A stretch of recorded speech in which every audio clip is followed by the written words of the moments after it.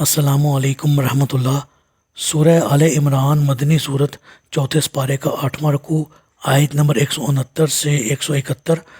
اعوذ باللہ من الشیطان الرجیم، بسم اللہ الرحمن الرحیم۔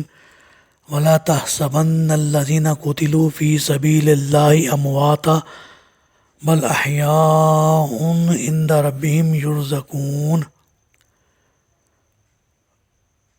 نیز جو لوگ اللہ کی راہ میں شہید ہو گئے انہیں ہرگز مردہ نہ سمجھو، وہ تو زندہ ہیں جو اپنے پروردگار کے ہاں سے رزق پا رہے ہیں۔ فرحین بما آتاہم اللہ من فضلہ ویستبشرون بالذین لم یلحقوا بہم من خلفہم اللہ خوف علیہم ولا ہم یحزنون۔ جو کچھ اللہ کا ان پر فضل ہو رہا ہے اس سے وہ بہت خوش ہیں، اور ان لوگوں سے بھی خوش ہوتے ہیں جو ان کے پیچھے ہیں اور ابھی تک شہید ہو کر ان سے ملے نہیں۔ انہیں نہ کچھ خوف ہوگا اور نہ ہی وہ غمگین ہوں گے۔ یستبشرون بنعمت من اللہ وفضل وان اللہ لا یضیع اجر المؤمنین۔ اللہ تعالیٰ کا ان پر جو فضل اور انعام ہو رہا ہے اس سے وہ خوش ہوتے ہیں، اور اللہ تعالیٰ یقیناً مومنوں کا اجر ضائع نہیں کرتا۔ جی،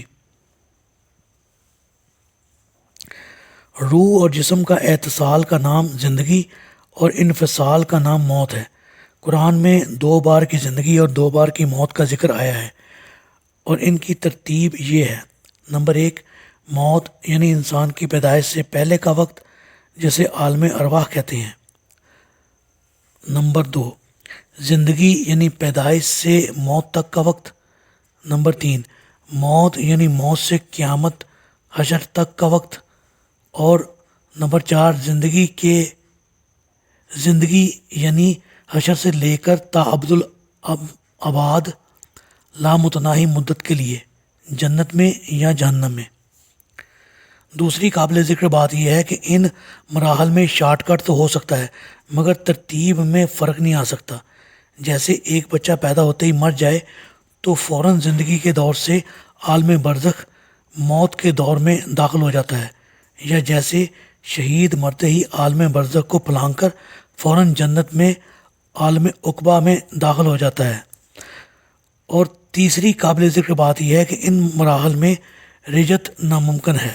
مثلاً کوئی شخص پیدا ہو کر واپس عالم ارواح میں نہیں جا سکتا، اسی طرح عالم برزخ میں پہنچ کر وہ دنیا میں نہیں آ سکتا۔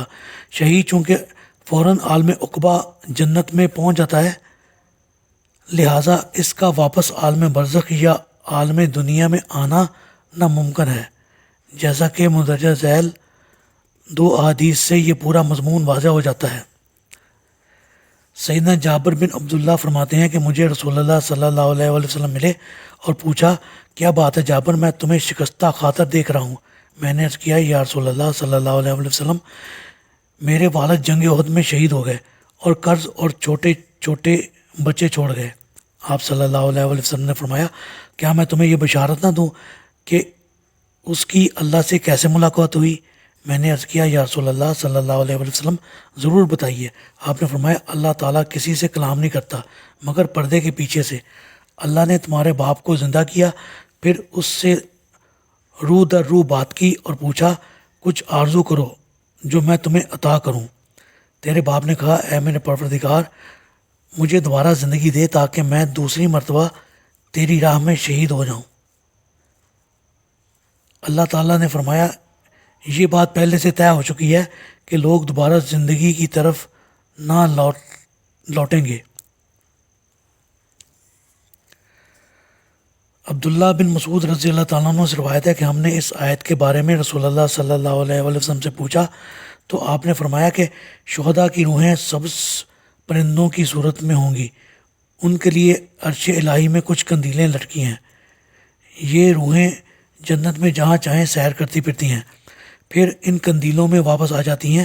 ان کے پروردگار نے ان کی طرف دیکھا اور پوچھا، کیا تمہیں کسی چیز کی خواہش ہے؟ تو انہوں نے کہا، ہم کس چیز کی خواہش کریں، ہم جہاں چاہیں سیر کرتی پھرتی ہیں۔ پروردگار نے ان سے 3 بار یہی سوال کیا۔ جب انہوں نے دیکھا کہ اب جواب دیے بغیر چارہ نہیں تو کہا کہ اے پروردگار، یہ چاہتے ہیں کہ تو ہماری روحیں واپس دنیا میں لوٹا دے تاکہ ہم تیری راہ میں پھر جہاد کریں اور پھر شہید ہوں۔ سورہ بقرہ کی آیت نمبر 154 میں فرمایا گیا کہ شہداء کو مردہ نہ سمجھو۔ قرآن کے شہداء کے متعلق یہ ارشادات محض اعزازی نہیں بلکہ شہداء کی فضیلت ہی یہ ہے کہ وہ عالم دنیا سے رخصت ہوتے ہی فوراً جنت میں پہنچ جاتے ہیں۔ عالم برزخ یعنی موت والا تیسرا دور ان پر نہیں آتا۔ اللہ تعالیٰ سے دعا ہے اللہ تعالیٰ ہمیں قرآن کو پڑھنے، سمجھنے اور اس پر عمل کرنے کی توفیق عطا فرمائے اور ہمارا خاتمہ ایمان پر فرمائے، آمین۔